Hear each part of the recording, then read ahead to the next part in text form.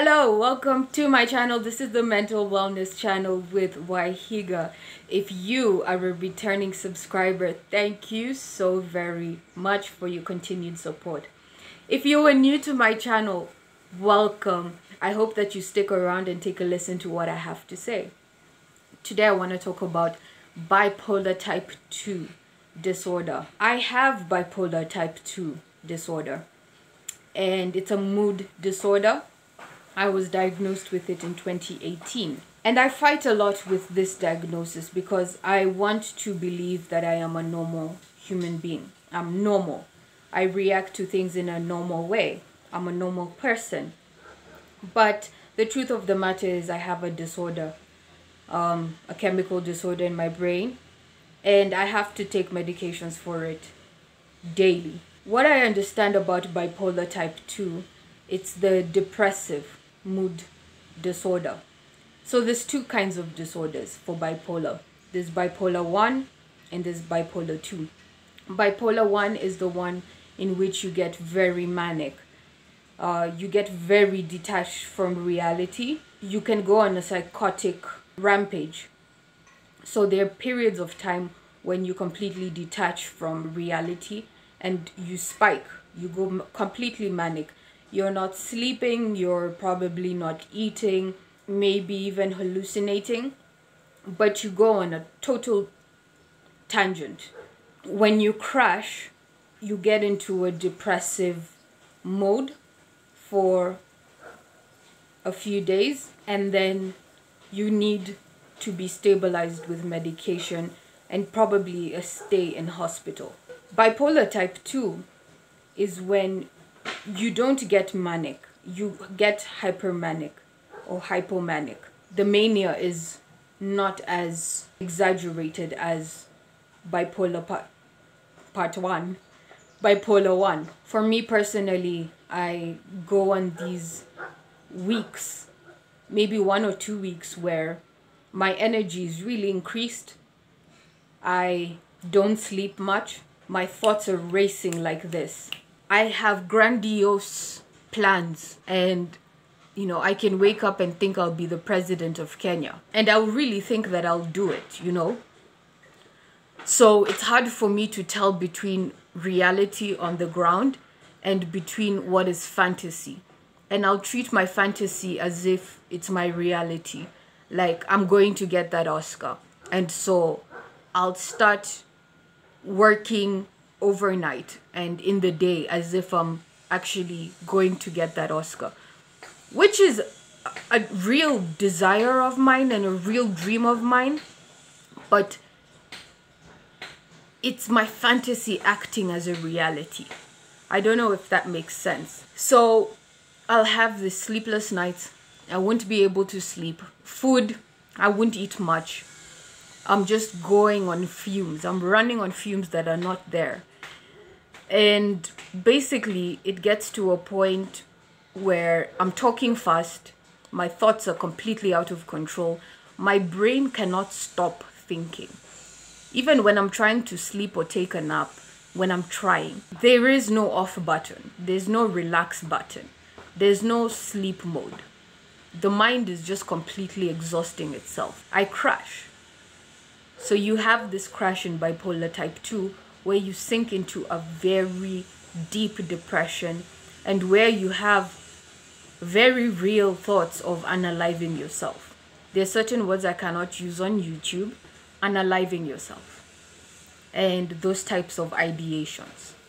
And they are very, very, very real. And for someone in bipolar type 2 depression, those thoughts can last for months, for weeks. The depression is very long compared to someone with bipolar 1. So bipolar 1, you have this very high manic state where you can even do things at a genius level. So that's the bipolar that apparently, allegedly, Kanye West has, where it takes you to such creative highs and, your thinking is elevated. You can see things and think in a way that is higher than you would normally think. And then you crash. and there's a depression that kicks in, but that depression can last for days or a few weeks, but it's not as long as bipolar 2. For bipolar 2, you get hypomania, so you get hypomanic, so half the mania. So your brain kind of touches that half hypergenius, that half genius part, and you're thinking nonstop. You're thinking you can conquer the world. You're thinking you can, achieve your fantasies and make them realities. And you're talking fast, and you're not eating. You're not taking care of yourself. And, you're just running. And then you crash. And when you crash, that depression goes so low, and it's so prolonged, and it lasts for such a long time. In my case, it's for months. You have thoughts of unaliving yourself, and it's very hard to tell between, okay, is this alcoholism? Is this a genuine thought? Or is this bipolar? Because my brain is all mixed in one. My chemistry, my biological chemistry is all mixed in one. So I can't tell you, oh, this is my alcoholism speaking, I'm just having, a bad day. Or I can't tell you, this is my bipolar depressive side speaking, I'm just having thoughts of unaliving myself. Or I can't tell you, oh, this is Waihiga's emotions, and I'm just having a bad day and I'm having these thoughts. It's all mixed in together. And so my life can look really great on the outside, and things can look amazing. It's a beautiful sunny day. I have food to eat. I have money on MPESA. My bed is made. I have a hot shower. I have things that I should be grateful for. But in here, there are other thoughts. There are thoughts that the world is coming to an end, that people would be better off without me here, that I'm a burden to my family and my friends, that life is too hard, that life is too painful. I didn't even ask to be here in the first place. Having debates with God. Why am I here? This is useless. And that's the rhetoric that's just going on and on and on. It's a continuous loop. So I go on those tangents for months. So sometimes if you don't see me posting videos, sometimes I'm in those spaces. But I try to overcome it by saying, this is just how I feel, and that's okay, and let's just push forward. And so those depressive moments last for, people are lucky if it lasts for days or weeks. For me, it lasts about, on average, 4 months before I see the light at the end of the tunnel. I'll get a break, the thoughts will be very intense for maybe 5 days, and then I'll get 1 day of a break where the sun will be shining and the rainbow is out, and I'll be really happy. And then the next day it will be back to mental agony. And it goes on like that for the 4 months. And then that's just how it is. And that's how things have been. Bipolar disorder starts out, it develops in your late teens, early 20s. I don't think that it's something, studies show that it's not something that develops in your childhood. It develops in your early 20s and late teens. So I believe that's what happened to me, and it's something that I just deal with. Sometimes I do, though. I end up fighting myself and denying that it's there. There have been times when I have stopped taking medication because I believe that I'm okay. And that's what happens with a lot of mentally ill people, especially schizophrenics. Schizophrenics are known for not taking their medication. And when I first got diagnosed with bipolar disorder in 2018, I was very happy to get the diagnosis of bipolar, because I knew for a long time something was wrong with me. And I knew that it was beyond alcoholism because I was already in a program. I had 10 months sober by that time. And I was experiencing such debilitating depression and thoughts of unaliving myself. And I knew that, hey, no, this is beyond me. So finally I got diagnosed and I started on medication, antidepressants, and within 3 days, my mood was completely different. I felt like a cloud, a cloud was just lifted. And I felt, whew, I could breathe, I could really breathe, be okay. Antidepressants for me are not happy pills. Medication to a mentally ill person are not happy pills. For me, antidepressants they don't make me happy. They bring me to a level of normalcy, of feeling neutral, where I'm not undercast, where I'm not under pressure, where I'm not feeling completely devastated, like it's the end of the world. I just feel like a clean slate when I take my medication. They don't make me happy. They just put me at a level where I'm like, whew, I can breathe. So I took those medications for about 9 months and then I crashed. And that was devastating because I was like, now what? If the antidepressants don't work, then what the hell is wrong with me? Who's going to fix me? And I got admitted in hospital, stone cold sober, by the way, in the mental ward, sober. It was the most scariest thing because you're losing your mind.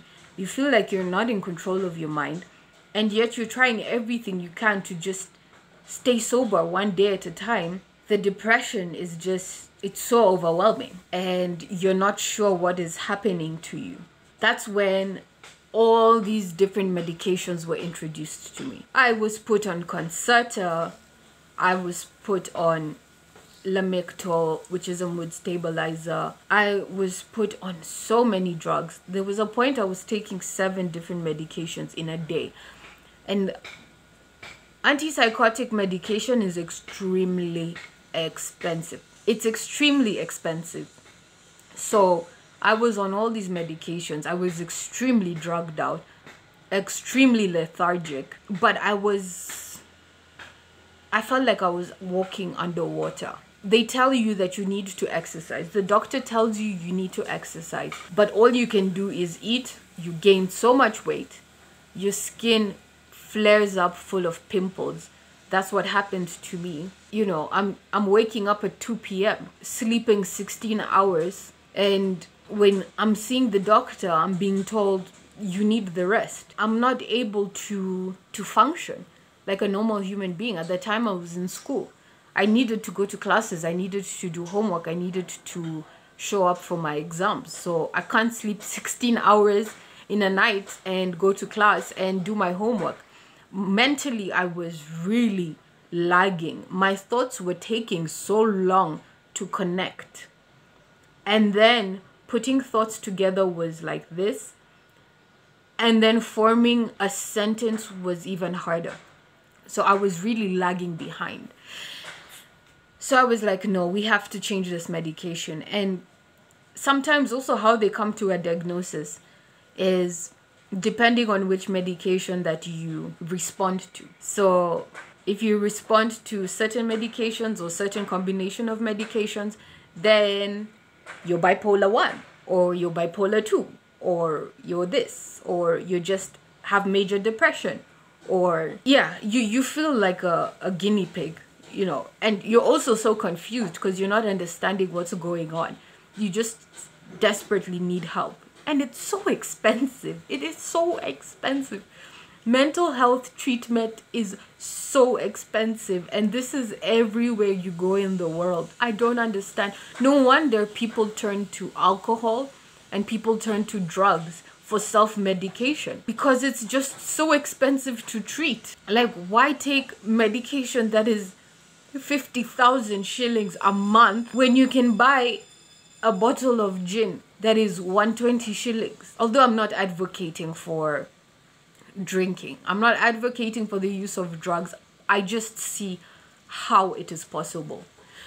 Because imagine someone who doesn't have insurance, someone who doesn't have medical insurance, someone who doesn't come from a family that is able to support them financially, which is many people. If you don't have that support, and seeing a psychiatrist is 6,000 shillings for 20 minutes, and that's to get your prescription, that's before even the drugs. How is a person meant to medicate themselves? Yeah, so it's very expensive. So I was saying, the medication, very expensive. So you feel like a guinea pig. They throw things at the wall and kind of sees like what sticks. I think the doctor obviously has a general idea of what is going on with you, of what the diagnosis is, but until they give you the medication and see how you react, and if you react, then they can kind of tie down your symptoms with the medication you're taking, and then give you a legit, okay, this is your diagnosis. So bipolar 2 is what I got. And there's a big correlation with alcoholics and bipolar 2.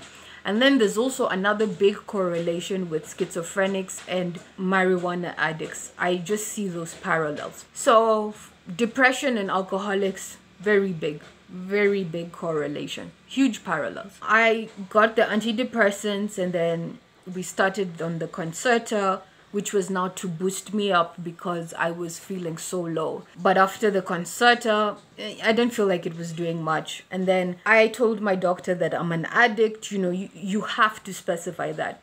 I'm an addict. Please don't give me things that I'm gonna get addicted to. And at a point I was given Domicum, which is not good. That was like alcohol in a tablet.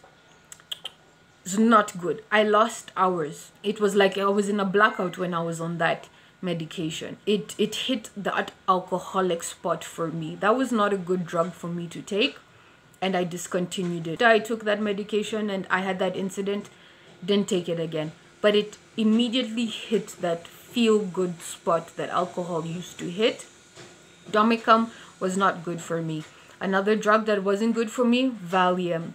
Valium was not good for me. Valium was not good for me at all. It hit the alcoholic spot and I started to abuse it. You know, I was told take 3 times a day, this much mg. Now I just started prolonging it and taking it when I wanted to, when I needed to feel calm. It was just an instant relaxation. Me having an addict mind and an addict tendency, giving me things like Valium and Domicum is just not good.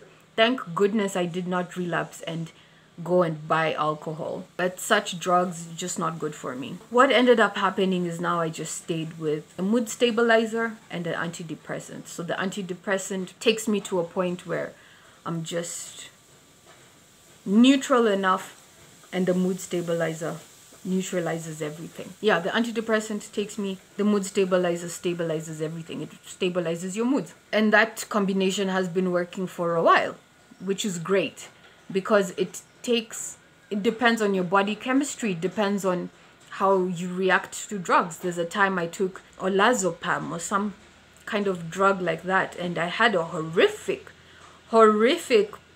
allergic reaction. Horrific. And I had to go to the hospital and get an antidote for that, which was horrific. So different drugs do things differently to different people. Quitipin is another medication, is just not good for me. I blew up. I gained like 20 kilos and my face was just looking like a pizza topping, you know, just pizza face because so many pimples. It obviously made me very drowsy. But for some people, Quitipin works great. Just doesn't work for me. I had to go through all of those motions, and now I'm at a point where I take a good antidepressant that works for me, a good mood stabilizer that works for me. It also gets to a point where your body can wear out and your body can get used to the antidepressant and it can get used to the mood stabilizer, and then it just stops working. So you need to switch drugs all over again and get used to the medication and the dosage all over again with the side effects. I mean, it's just a never-ending cycle, guys. It's so difficult. It's so difficult. Why I made this video, actually, I think I've veered off my point, but why I made this video is because I fight my diagnosis. In the beginning, I never used to fight the fact that I had bipolar. In fact, I welcomed the fact that I had bipolar because it legitimized the fact that there was something wrong with me, which I had suspected for a very long time. I used to go around like, you see, finally, you know, there's something wrong with me and a doctor sees it. But after having years of this diagnosis, I don't know if I've gotten comfortable or what it is, but I've started to fight the diagnosis like, no, I'm a normal human being. I don't need medication. I don't want to be bipolar. I don't want to be an alcoholic. I just want to be a normal 30-year-old Kenyan woman. And that is not the case. Just because you can't see that I have a disease doesn't mean it's not there. I think definitely external stigmatization of mental illness is a contributing factor as to why I sometimes try to deny the fact that I'm sick and I'm a sick person. But at the same time, I think it's the internal fight for control. Control that I am not a flawed human being. I am a normal person. And I want to be normal like my peers. I want to be normal like that person and that person who doesn't have a mental disorder, who doesn't have to take medication every morning at 7 a.m. and every night at 7 p.m. I have to take medication every single day. If not, my moods and my behaviors start to change and I will start to do some very strange things, which lead to very sick consequences for me and those around me. And I think it's quite ironic because in the beginning I used to not look down, but I used to be puzzled by people who had mental illnesses and wouldn't take their medication. I'd be like, but if you were diabetic, you would take your insulin.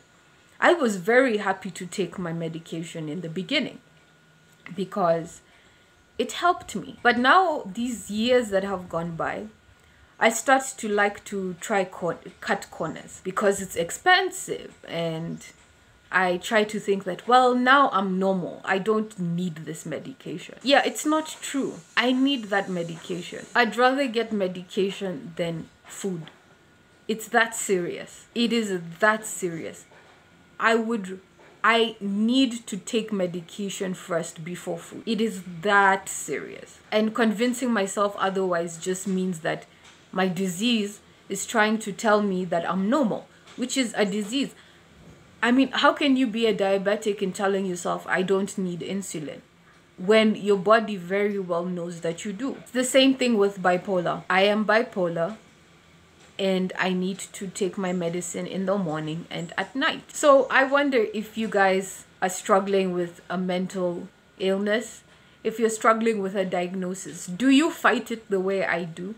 Do you sometimes wake up and think to yourself, you know what, I'm normal. I'm a normal human being. You know, I'm an accountant. I'm a housewife. I'm a husband. I'm this, I'm that. I don't need these drugs. And I'm fine. Do you ever think like that? If you do, please let me know in the comments. I hope I'm not the only one that struggles with this. Thank you for watching this video. Until the next one. Bye-bye.